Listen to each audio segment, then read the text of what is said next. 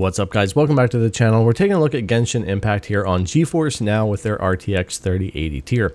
The first thing we're going to do is take a look at the settings and talk about that a little bit before we get into the game. But this game looks great here running on the PC app, and we'll get into the settings here and take a look at a couple of things. Now, one thing is if you want to be able to use a controller rather than your keyboard and mouse, you do need to go into the controls options and select controller and change that over. It won't automatically happen just because your controller is turned on and connected. So you want to be able to go in and do that if that's something you want to be able to do with this game. It's really convenient to be able to play it with a controller, but it works great either way. And you can remap all your buttons in here as well.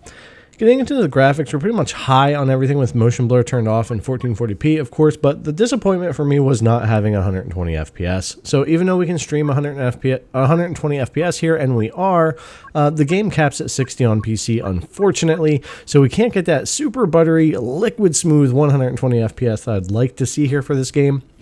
Especially since this particular game looks so nice and it's really easy to run. You can run 4K 60 very easily. 1440p 120 would be no problem.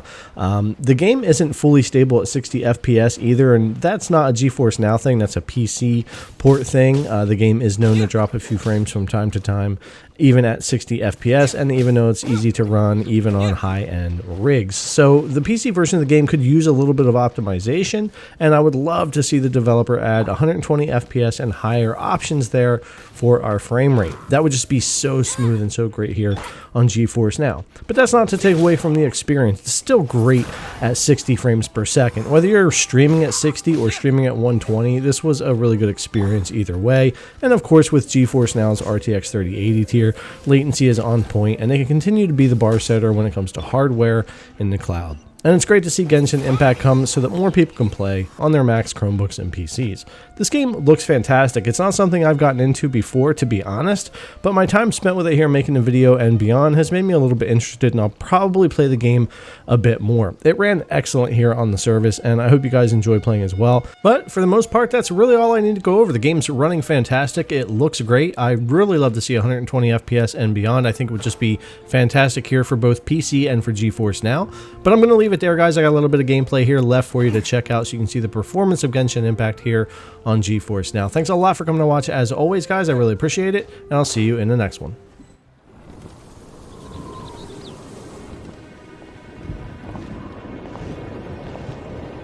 The sky.